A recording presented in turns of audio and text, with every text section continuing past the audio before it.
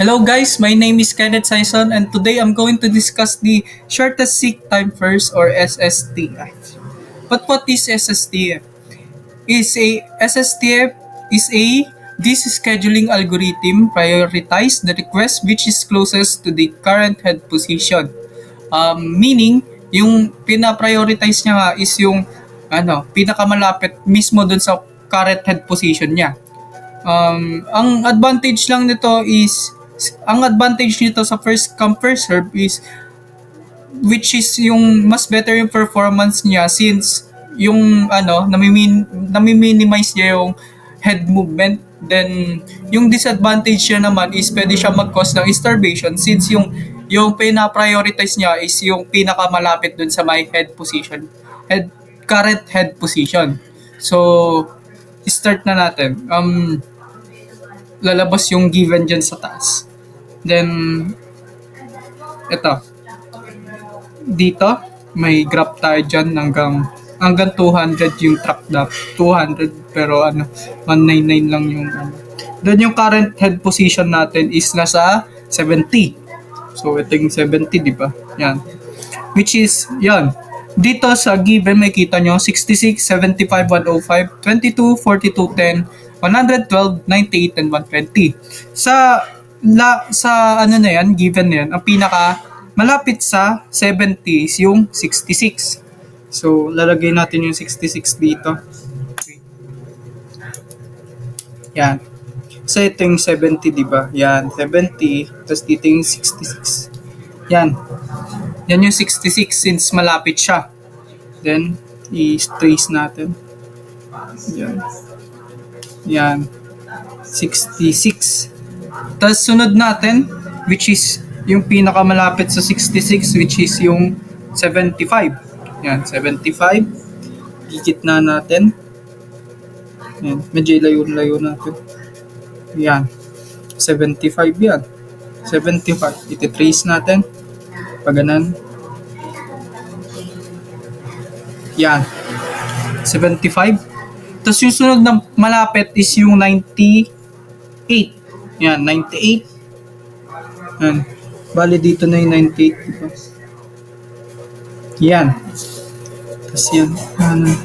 Medyo hindi lang straight yung Sorry. 98.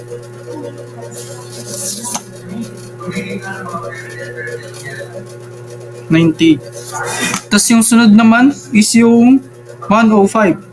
So dito sa may gitna dito.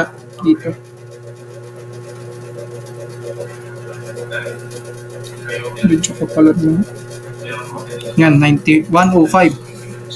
So 105 na. Yan. 105. Sunod dun sa 105 which is yung 112. Yung 112, ilalagay mo banda dito. Yan, 112.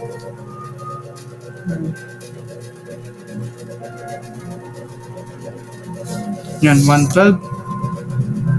Ito, 105 to. Tapos 112. Tapos yung last is 120. 120 yung pinakamalapit dun. So, dito siya. Dito na part. Yan, 120. Yan.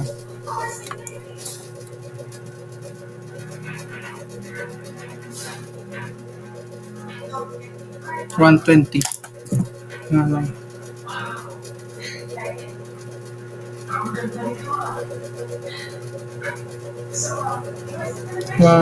Yan.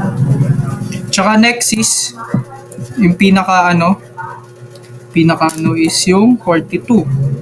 Kasi siya na yung sumunod na pinamababa. So 42 dito na part. Kita ba?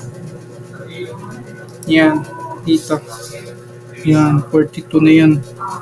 Since na yan yung pinakamababa na. Yan. 42. Then sunod mo dyan is yung 22. Which is yung 22 nandito na part. Yan. Ito na part. Mali. Dito. Yan. 22 na yan. Since yung yan. 22. Wait lang. Yan. Lagyan natin ng 42 dito. Is 22. Tapos yung pinakadulo naman is yung 10 dito na part. Yan. 10. Yan. Yan. So, yan. Ito yung graph, ano niya, graphs. Yung pagkakaano ng graph niya, yan, no? Sa 70 nagsimula, punta siya ng 66.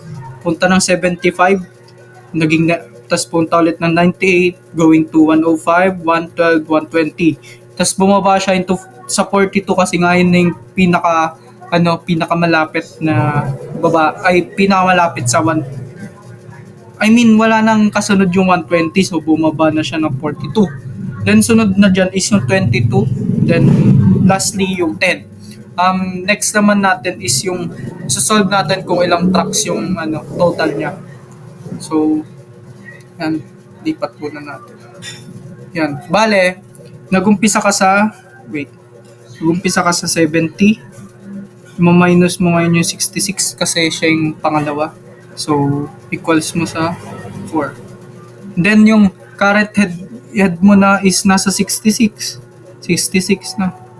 Tapos yung sumunod is yung 75. Inano ko lang kasi kapag dito ko nilagay yung 66 is magiging negative yung sagot. So, magiging sagot mo dyan is 9. Yan, 9. Tapos sumunod nun dyan is yung 75. 75 going to 98. 98, no?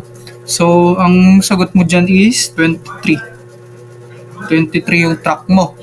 Then, sumunod sa 98. 98 is yung 105. 105. So, equals to 7 mo. 7. Tapos yung sumunod dun naman sa 105 mo, which is 112. 112. Equals din sa 7. 112.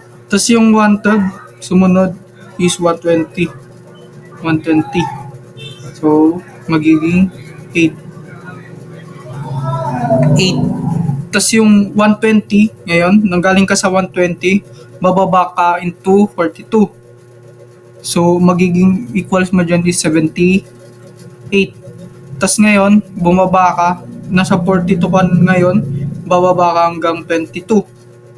So, magiging 20 yan. Tapos, yung head mo ngayon is nasa 22 na, bababa ka hanggang 10. So, equals to 12. So, yan. Kung compute natin yan, ang lalabas is 168 tracks. Meaning, 168 tracks yung total na dinaanan niya para matapos yung scheduling algorithm niya. So, yan. So, yan yung yung pinaka-solving niya. Kaya, 168 tracks. Lahat yung total.